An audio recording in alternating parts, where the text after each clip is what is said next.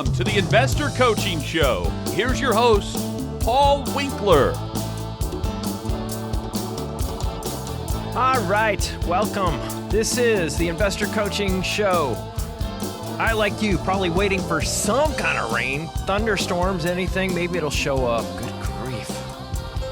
I don't know. Nothing. It's like sunny. Forget it.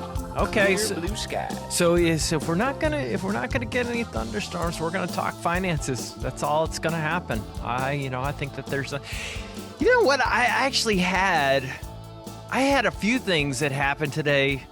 Talk about storms. I'm trying to put stuff together for the show, and some of the stuff I put together is just gone. Just disappeared.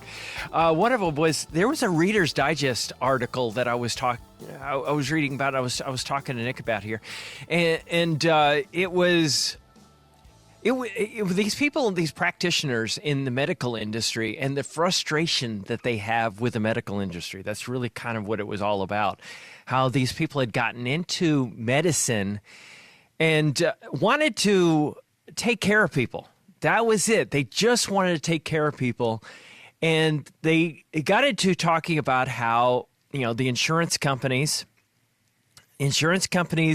the big medical organizations, just how frustrated they are. And this has been making news all week long with Kennedy and, how he was talking about the big line in the sand that occurred in 1989. What does this have to do with finances? It's going to have everything to do with finances. In just a second, I'm going to get to it. But it was all about how, if you look at the rise of certain illnesses and, issues, psychological issues that people are dealing with, a lot of it you can trace back. Some people will say that, and I have no expertise in this, so I'm just saying what people are saying. I'm not going to make any comments on it, but it's about vaccines, additives in the foods, and some of the things that we have in our foods here in America, you just don't have in other parts of the world. They're just illegal. That you can't have them. And, so people talking about ASD and talking about ADHD and things like that are that we're finding with kids and depression, anxieties, and things like that, and how much of it is as a result of these things. Well, people getting into the medical world, they go to school, they graduate, and they're like, I want to make a difference. And they get out there and they find that just the system is just stacked against them, and they can't. They can't do what they wanted to do. And this whole thing in the Reader's Digest was how these people are super, super frustrated. And all I could think is, I can so relate to that. At least these people were smart enough to figure out that the industry is stacked against them. Whereas so often I get frustrated because the financial world, the advisors don't even recognize that there is a problem. And, as I was going through and preparing for the show, I was finding things that were saying exactly that. And, so some of the things that I was finding were in regards to like investments and investing strategies, the big insurance companies coming out with products that are really not great for people. I mean, some of the things I've been working on right now is I've been working on this thing that I was going to send out, just a mailer. I was thinking, I want to offset. I don't know about you, but I get so many mailers every day, every week. I mean, not every day, but every week I'll get mailers inviting me to some steak dinner someplace. And, the investments that are talked about at these dinners are just awful. So what I did is I started looking around and just seeing what other people were saying about it. And I actually saw a law firm they're out of Phoenix, but they had done a presentation in Memphis for the Elder Law Conference that was held in Memphis. And they were literally just making the point that these products are uniformly horrendous products, quote unquote, and inappropriate. And they said one of the worst were the ones that I see the most and I've railed against the most here on this show. Almost to no avail, though. It just seems like, frustrating to me because I see so many of these products being pushed out there and record-breaking numbers. And, indexed annuities, number one. That's one of the big ones. And he goes, this is uniformly one of the most horrendous products out there, and it is being sold in droves. And people are paying commissions 10 to 15% of deposit amounts. And one of the points that I made in my brochure is I said, this is the subject of numerous warnings by government regulators. If you look at the regulators out there, FINRA, Financial Industry Regulatory Authority, you look at the SEC, you look at their state attorney generals. There are state attorney generals' offices that are literally saying these are always inappropriate. And you go, well, why is it that investors can invest in these things? Why is it that firms can actually push this stuff? Why is it that investment advisors can recommend these things? Because it's a free country, and you can do whatever you want as far as, you can go out there and recommend things as long as you're not misleading in the disclosures. But here's the issue. Who on earth reads the disclosures? People don't. And the point that I was making was that commissions on the products can reach over 10%. This guy in his thing said 15%, but I decided just be kind and just say 10. And I said, that's not just a car payment for the salesperson of the product. That's a car. You give them $300,000, you give them your part of your life savings and they put it in there and they've got a new car on you. And, it seems to me that so often, and I've had meetings and I've talked to people this week, and I've just made it a practice. I just want to talk to people, just general people out there, and go, tell me your experience with finances. I just want to know what you have to say. And this is something that we're going to be doing in future shows too. I did a thing on Open Line on Channel 5. Where we actually, Nick, you weren't even here when we talked about that at all. Yeah, I was on Open Line last week. Yeah, I think it was not this past week, but the week before I was on. And I took calls, and I just wanted to make sure that I didn't give specific advice. That's the big thing, is making sure I don't get into specific advice, because it's malpractice as far as I'm concerned. Mm-hmm. To, when you hear people, call in radio shows and they give specific advice, I just shake my head and go, that's crazy. You don't know enough about this person to give specific advice. Yeah, where's the credentials? Or where's the credentials? But also, you don't know the entire picture. And you may be giving a piece of advice on something, and there's something else in that person's financial plan that actually would make it counterproductive for them to do what you're telling them to do, because you don't know the whole picture. So anyway, one of the things that I've been doing is just asking people specifically, what is it that you have been given advice about? And some of the things I've heard, I'll give you a couple stories. One I had was this one.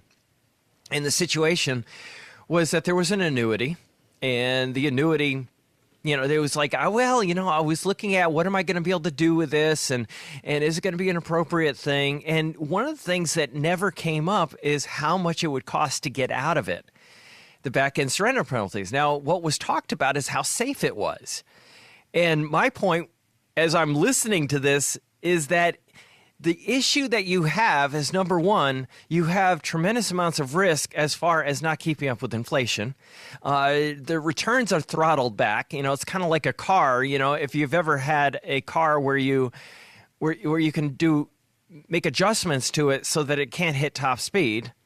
It's basically you put a governor on it is what it's called, and you can't get any faster or get up to what it's supposed to be able to do. And that's what happens with investment vehicles. Anytime somebody tells you that we're going to reduce the risk on this investment, we're going to protect you.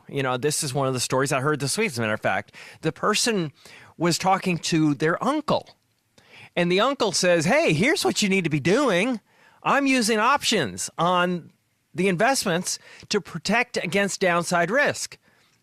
And my person that I was talking to was wise enough to go, well, look, those options cost money, and they cost a lot of money, right? Well, yeah, but I protect myself against downside risk.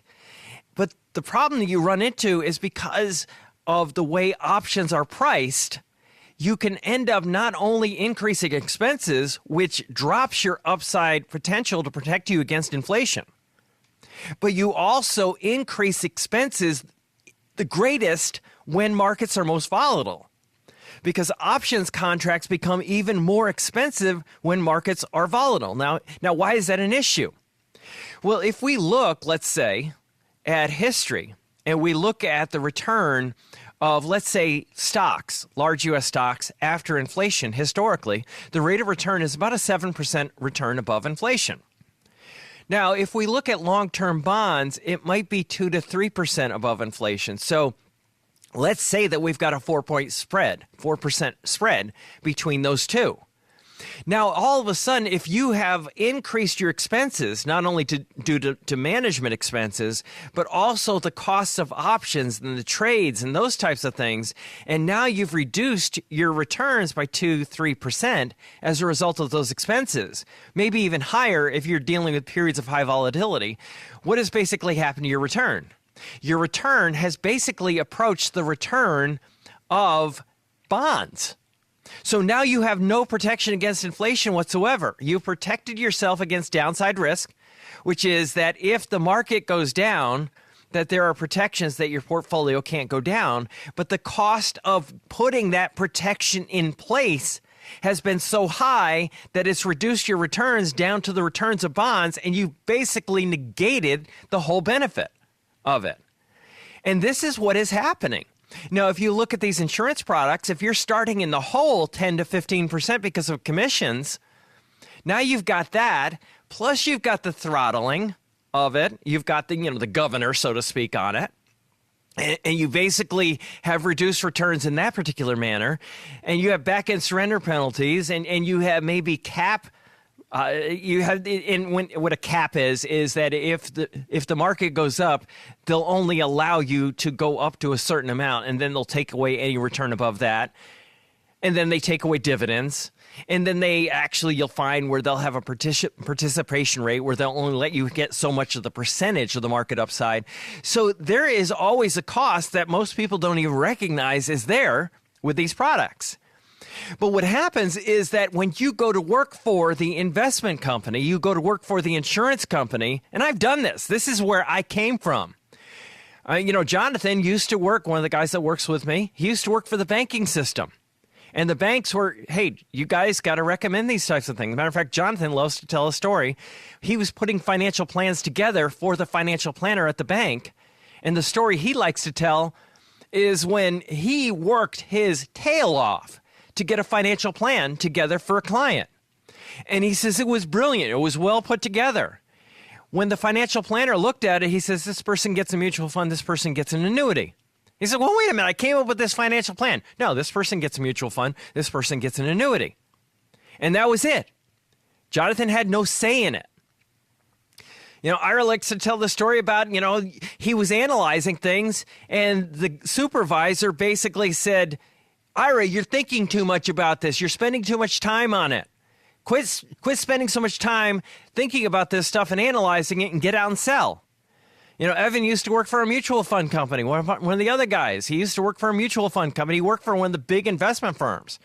When you have these big investment firms that advertise all over the place and you think, hey, they're really big, they must be really good.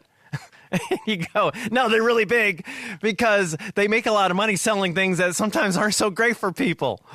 And that's why, all these guys are with me. Ann used to work as a compliance officer for an insurance company, and she got fed up with it. She used to write prospectuses for the investments.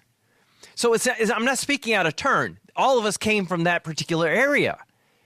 But it was frustrating to us that we were being told what to sell.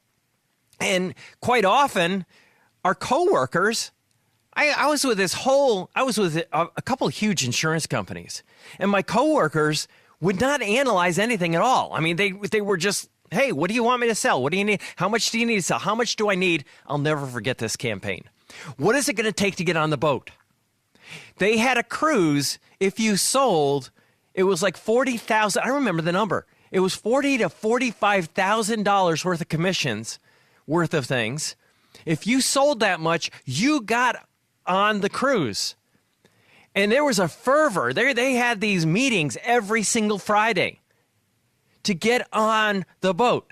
They had T-shirts they gave us. Get on the boat. It had a picture of a cruise ship. I'll never forget. It was a white T-shirt with a blue cruise ship, it was a picture. it was get on the boat. You got to get on the boat. You know, and you'll have companies. I know of companies right here in Middle Tennessee. They'll have Friday morning meetings. When you bring in a client, so much of that client's money has to go in annuities or you get in trouble.